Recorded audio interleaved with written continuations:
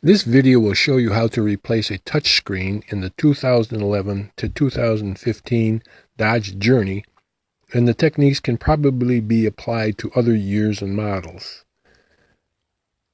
The 8.4-inch touchscreen in this vehicle started getting sketchy over the course of a couple of weeks and finally stopped working altogether. Uconnect advised me to take it to a dealer and get a hard reset done.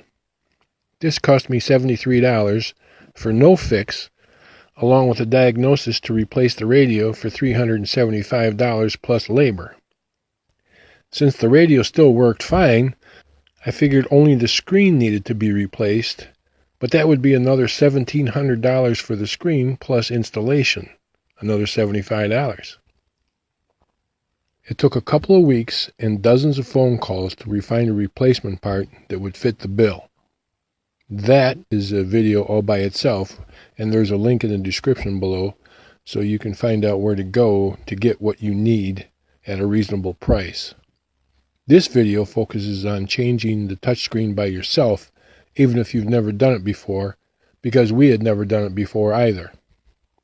But we figured how hard could it be? First thing to do is shut the car off and wait for all the power and interior lights to go off, including the media light where applicable. It isn't necessary to disconnect the battery. For tools, you'll need a plastic trim remover or a flathead screwdriver, a number 15 Torx screwdriver, and a Phillips screwdriver. First step is to remove the short trim piece to the left of the radio. Using a trim tool should eliminate damage to your trim, whereas a metal screwdriver could scratch and dent your trim. It's your call.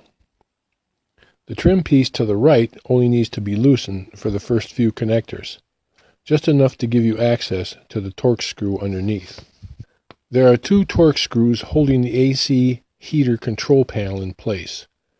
Remove those and use the flathead screwdriver to gently pry the unit away from the dash.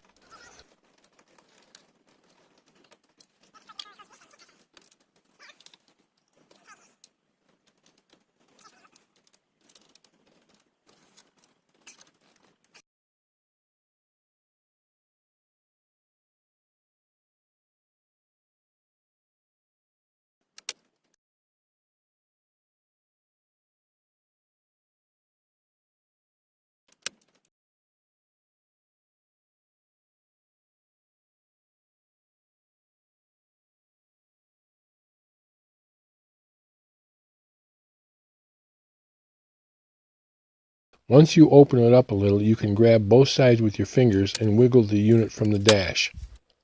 You will hear a couple of loud pops that sounds like parts breaking, but all you're doing is removing the two flanges from the slots at the bottom. Switch to the Phillips screwdriver and remove the two screws at the base of the screen bezel. This bezel goes almost all the way up to the windshield. You'll hear more popping of plastic as this unit separates from the dash. Keep in mind that there are wires connected to the screen, so don't go yanking the bezel off too hard. There is just enough room to turn the bezel sideways so you can reach the 3-wire harnesses that need to be unplugged. The white one on the far end has a small tab in the middle top that needs to be pressed with your thumbnail so you can wiggle out the plug. You have to be a little aggressive since this plug can be stubborn. The center harness is easier to remove. Again, pressing down on the tab in the top center of the plug and then wiggling it out. Finally, the black plug closest to you also has a tab at the top middle that is easiest to press down with your thumbnail. This one is also snug and needs a little more aggression. There are 4 Phillips screws holding the screen in place on the bezel. It is easier if you take the unit to a bench to work on, but as you can see, not a big deal to remove it in the vehicle. Before you attach the new screen to the bezel and reinstall everything, it's probably a good idea to connect the 3 touchscreen harnesses to the screen, start the car, and make sure the screen works. No sense putting everything together until you're sure it works. The replacement screen gets screwed into the bezel using the Phillips screws. There are plastic tabs to guide the screen into place. Attach the bottom bracket in place using the 2 lower screws.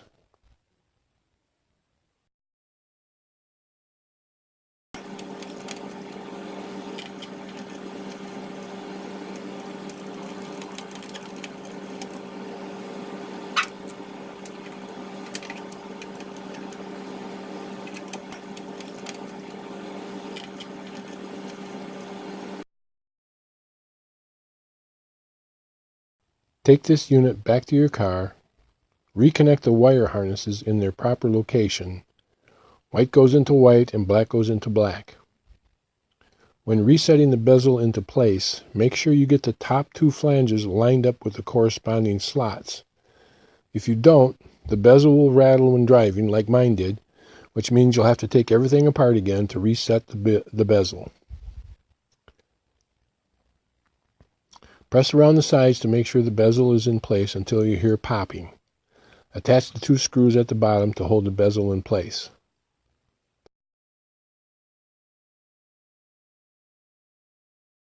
The AC heating unit has 2 flanges at the bottom with metal clips on them.